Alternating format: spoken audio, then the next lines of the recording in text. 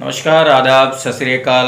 मैं कमर सिद्दीकी, एक बार फिर आपका स्वागत है। डॉक्टर साहब, एक जैसे since you are from medical field, मतलब आप एक डॉक्टर भी हैं, प्रोफेसर भी हैं मेडिकल में, तिबिया कॉलेज में, आई थिंक सो। तो ये बताइए सर कि जैसे पढ़ाई का और हेल्थ का क्या रिलेशनशिप है। मतलब बच्चे को, जैसे एक चीज़ और भी देखा है हमने कि उम्मीदें तो बहुत सारे लोग करते हैं कि हमारा बच्चा आईएएस हो जाए, पीसीएस हो जाए, या फिर बहुत अच्छा डॉक्टर हो जाए। तो उसके ऊपर हेल्थ सेगमेंट को लेके हेल्थ वाइज किस तरह से केयर किया जाए और कुछ क्या डाइट की ज़रूरत है, या उसके बारे में थोड़ा सा आप बताएं, क्योंकि बहुत सारे लोगों को ये बात पता नहीं है। ये क्वेश्चन बहुत अच्छा है कि हम उम्मीद तो करते हैं कि हमारा बेटा बहुत टॉप क्लास का हो, उसका मेंटल आईक्यू बहुत ज़्यादा हो जी। लेकिन डाइट का बड़ा असर पड़ता है हमारी ज़िंदगी पे। जो हम बॉडी में डालेंगे वही निकल के आएगा जी। ये जैसे आप खेत में कोई चीज़ डालते हैं, खाद वगैरह, तो उस लिहाज से उसके अंदर क्वालिटीज़ निकल के आती हैं। तो एक तो ये विटामिन डी हमारे यहाँ, जो कि नेचर ने सनशाइन, जो सन विटामिन जिसे कहते हैं, सन बाथ कहते हैं, नेचुरल विटामिन। जी। अगर विटामिन डी कमी हो जाए तो अटेंशन, मतलब ये है कि अटेंशन डेफिसिट एक्टिव डिसऑर्डर एक होता है कि बच्चे के उसमें अटेंशन की कमी होती है। जब वो पढ़ता है तो उसका दिमाग कहीं और चला जाता है। जी, जो पढ़ेगा वो जल्दी समझेगा। हाँ, जल्दी समझ। जी। तो साइकोसिस होती है, डीएचडी होती है, ये सब विटामिन डी की कमी से होती है। तो विटामिन डी बहुत ही इजीली अवेलेबल विटामिन है कि आप धूप में बैठें, और धूप में बैठने के पहले हम लोग आउटडोर एक्टिविटी करते हैं, क्रिकेट खेलते थे, फिर बाहर गेम खेल रहे हैं, तो सन जो विटामिन होती थी सूरज की, विटामिन डी से हमको मिल जाता है। दूसरी बात यह है कि ओमेगा 3। डॉक्टर साहब, यहाँ आपको एक मिनट में रोकूंगा।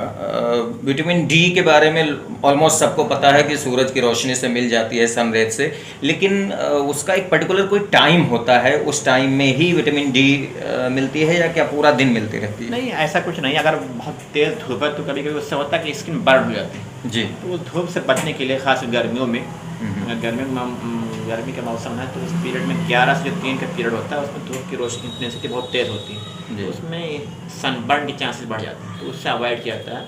अदरवाइज़ किसी भी आप धूप में चल सकते हैं, कोई वैसा वो नहीं। अगर मौसम सही है तो आप कभी भी टाइम सन एक्सपोजर कर सकते हैं, लेकिन अगर ज़्यादा है तो इससे होता है कि स्किन बर्न हो जाती है और थोड़ा सा स्किन डार्क हो जाती है, टैन हो जाती है। लेकिन सुबह की धूप जो है ज़्यादा बेनिफिशियल है। इसके अलावा 6 से 10 या 6 से 11 के बीच में, या शाम में 3 बजे के बाद से जो है शाम के 6 बजे तक। लेकिन ये सब चीज़ें पहले नेचुरली हुआ करती थी। हम लोग काम करते थे, मतलब हम लोग जो परदादा थे, दादा थे, वो सब धूप में सारा काम करते थे, आउटडोर एक्टिविटी थी। हम लोग भी आउटडोर क्रिकेट वगैरह खेलते थे, बैडमिंटन, जो भी इस तरह की चीज़ें हैं, तो ये अपने आप सारी चीज़ें मिल जाती थी। अब क्या हो गया, मोबाइल कल्चर में हर आदमी रूम के अंदर बैठा हुआ है, सन एक्सपोजर नहीं है। और शहरों में जो फ्लैट कल्चर हो रहा है उसमें धूप आती नहीं, तो तकरीबन मेरा ख्याल 50% बच्चे जो है साइकोसिस के शिकार है। अच्छा। यही शिकायत आती है कि हमारा बच्चा जो हम पढ़ाते हैं उसको समझ में नहीं आता, उसका दिमाग डिस्ट्रैक्टेड होता है, जहन जो है पढ़ाते कुछ और है, वो उसका कहीं और देख रहा हो। तो एक तो विटामिन डी हो गई, दूसरी ओमेगा 3 फैटी एसिड है, ये फ़िश के अंदर होती है, मछली के अंदर होती है जी। तो अगर ओमेगा 3 फैटी एसिड बच्चा खा रहा है तो ब्रेन का डेवलपमेंट बहुत अच्छा होता है, उसकी शार्पनेस बढ़ जाती है, मेंटल आईक्यू ज़्यादा होता है, मेंटली स्मार्ट हो जाता है।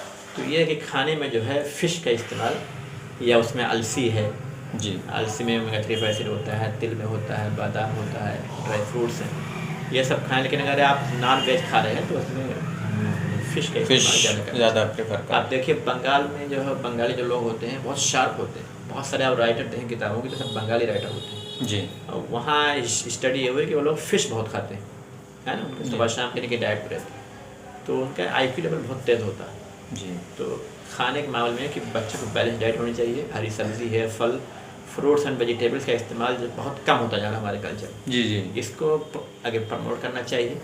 और जो जंक फूड है या फास्ट फूड जिसको हम आजकल पैक्ड फूड में लेते हैं, इसके अंदर बहुत सारे केमिकल्स होते हैं जिसके साइड इफ़ेक्ट जो है बहुत सारे हैं ही हैं, और बहुत सारे ये कि अभी तक अननोन है, हमें समझ ही नहीं पाता किस वजह से ये हो रही है। तो फास्ट फूड से अवॉइड करना चाहिए। फास्ट फूड में कोल्ड ड्रिंक स्पेशली। हाँ, कोल्ड ड्रिंक है, चॉकलेट है, जितनी भी पैक्ड फूड है ना जी, मतलब ये है कि आप होममेड फूड इस्तेमाल करें, उसमें कोई केमिकल नहीं। जितनी भी आप क्या कहते हैं कि प्रिपेयर्ड फूड लेते हैं उसमें कहीं ना कहीं सड़ने से बचाने के लिए प्रिजर्वेटिव और पेस्टिसाइड का इस्तेमाल करते हैं। जी जी जी। वो मालूम है हालांकि बहुत माइक्रोग्राम में है, लेकिन मालूम कि हम 10 सालों से खाते हुए आ रहे हैं वही चीज़, तो हमारी बॉडी में अगर 1 मिलीग्राम भी वो रिटेन हो रही है तो 10 सालों में तकरीबन ग्राम में कन्वर्ट हो जाती है, ग्राम में, किलोग्राम में, इस तरह से। तो वो कहीं ना कहीं हमारी बॉडी के लिए डेंजरस होती है। तो कहने का मकसद ये है कि ऑर्गेनिक फूड जो होता है ना जी, अगर आप कर सकते हैं तो उसको इस्तेमाल करना चाहिए, लेकिन कोशिश करें कि घर पे जो खाना बना हुआ रहता है उसके अंदर पेस्टिसाइड प्रिजर्वेटिव नहीं होते हैं, वो ज़्यादा बेनिफिशियल होता है। प्लस ये बताया जो आपके ओमेगा 3 रिच डाइट जो होती हैं, और क्या है विटामिन डी नेचुरली है। विटामिन डी के लिए आप बच्चों में कोई ना कोई गेम में इन्वॉल्व करें, आउटडोर एक्टिविटी जी, है। बच्चा जब खेलेगा, देखिए अच्छे जिस्म में जो है अच्छा दिमाग होता है, और बच्चे को जो है ऐसा एटमॉस्फेयर प्रोवाइड करें कि जहाँ पे पढ़े लिखे लोग बैठे, पढ़ाई की बात है, क्योंकि जो सुनता है वही उसकी बॉडी परफॉर्म करती है। जी, मेंटली जो बच्चों को आप फीड करेंगे ना, जी, तो वही निकल के वो आएगी।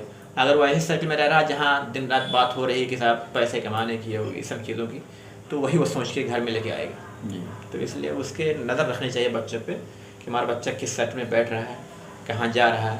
तो कोशिश करें उसको पढ़ाई लिखाई वाला एटमॉस्फेयर जो है उसको प्रोवाइड करें। कहीं भी कोई अगर कोई लेक्चर हो रहा है मोटिवेशनल, तो वहाँ पे लेके जाएं अपने साथ, उसको बिठाएं, पढ़े लिखे लोगों के बीच में बिठाएं, एक आध घंटा काउंसलिंग कराएं। तो इससे बच्चे के अंदर सेल्फ मोटिवेशन जो अंदर से होता है ना, वो निकल के आएगा, तो परफॉर्मेंस बढ़ेगी उसकी, फिर उसे उसमें सोचेगा। तो डाइट में यही है कि एक तो ये ओमेगा 3 फैटी एसिड्स हो गया जी, फिश हो गया जो आप खाएं, सनशाइन विटामिन है, प्लस ये फ्रूट्स वेजिटेबल का इस्तेमाल खूब करनी चाहिए, क्योंकि वेजिटेबल्स में जो है सिर्फ विटामिन और मिनरल्स होते हैं, कोई उसके अंदर और चीज़ नहीं होती। जो आदमी सब्ज़ी खा रहा है यानी मल्टीविटामिन खा रहा है, जी, जो कि हमारे आजकल डाइट में दिन ब दिन कम होती जा रही है। अब हम लोग चिकन पे इस्तेमाल करते हैं, चिकन के अंदर बहुत सारे ग्रोथ हार्मोन उनकी डाइट में डाले जाते हैं, और वो तो बड़ा हो गया चिकन। ये आपने बहुत सही बात कही। चिकन आजकल जो मिल रहा है ब्रॉयलर, इसके ऊपर हम आपसे बाद में एक बार पूरा सेशन आपको देना होगा कि इसको खाने से हमें इसका साइड इफेक्ट क्या क्या मिलता है।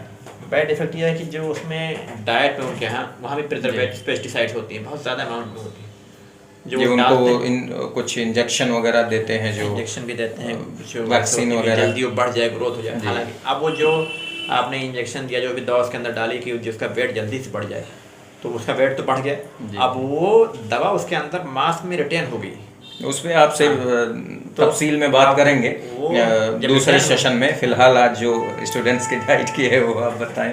तो अब जो जाहिर सी बात है जो उसमें डाला गया है, क्या कहते हैं, वो हमने खाया तो वो हमारे अंदर निकल गया था उसके इफेक्ट, तो उसके बैड इफेक्ट जल्दी से ग्रोथ होते हैं टाइम से बहुत। देखिए प्रिकॉसिव प्यूबर्टी बहुत तेज़ी से लोगों में हो रही है कि वक्त से पहले बच्चे मैच्योर होते जा रहे हैं। जी जी, तो उसमें ये सब डाइट का बड़ा रीज़न है, और एटमॉस्फेयर का बड़ा रीज़न है, प्लस सोशल मीडिया भी जो है कि बहुत जल्दी हर चीज़ का एक्सपोजर हो जा रहा है।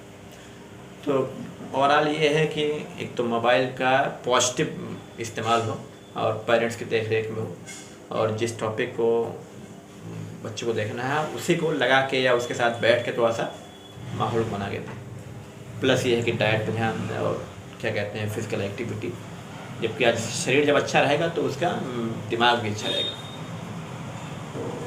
डॉक्टर साहब बहुत अच्छी इन्फॉर्मेशन दी आज आपने। आज के लिए बस यहीं तक। लास्ट में बस एक अगर मैं आपसे कहूं कि एक मंत्र दीजिए लोगों को कि किस तरह से अपने बच्चों को सक्सेस कराएं। देखिए कुछ पाने के लिए एक कहावत थी, कुछ पाने के लिए कुछ खोना पड़ता है। जाहिर सी बात है पेरेंट्स को भी इम्तिहान देना पड़ेगा उसके लिए। कुछ पाने के लिए बहुत कुछ खोना पड़ता है, मतलब ये है कि आप बच्चों के साथ बच्चा बनना पड़ेगा जी। जब आप टाइम देंगे तो बच्चे के अंदर भी वो इम्पोर्टेंस पैदा होगी। तो इसलिए कि ओवरऑल ये है कि बच्चों को आप टाइम दें, तो अपने आप को सेक्रीफाइस करना पड़ेगा। जो आप बाहर बैठते हैं पान की दुकान पे, चाय की दुकान पे, वो टाइम से आप बच्चे को दें जी। बहुत बहुत शुक्रिया डॉक्टर साहब, बड़ी अच्छी इन्फॉर्मेशन दी। तो ये थे हमारे साथ डॉक्टर शोएब साहब जिन्होंने आज बहुत अच्छी इन्फॉर्मेशन दी है। जाहिर सी बात है, उम्मीदें तो हर कोई करता है कि मेरा बच्चा साइंटिस्ट हो, डॉक्टर हो, इंजीनियर हो और टॉप करे। लेकिन जैसे डॉक्टर साहब ने कहा ना कि कुछ पाने के लिए कुछ खोना पड़ता है, लेकिन ये बड़ा ओल्ड वर्जन हो चुका है।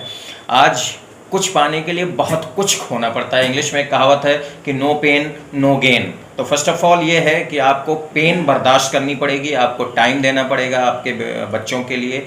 अगर आप अपने बच्चे का भविष्य अच्छा और उज्जवल देखना चाहते हैं तो आपको भी थोड़ी बहुत तो सैक्रिफाइस करनी ही पड़ेगी। इसी तरह के प्रोग्राम के लिए बस आप बने रहिए हमारे डंका ऑफिशियल के साथ। अब तक अगर आपने सब्सक्राइब नहीं किया है तो ये तो आपकी नैतिकता बनती ही है कि आप हमारे चैनल को सब्सक्राइब करें। अपने लव वंस, नेबर्स और जो भी आपके टच में आता है उसको भी मेरी तरफ से एक रिक्वेस्ट कीजिए कि वो सब्सक्राइब करें ताकि इस तरह की अच्छी बातें हर किसी तक पहुंच सके। यही हमारा ध्येय है।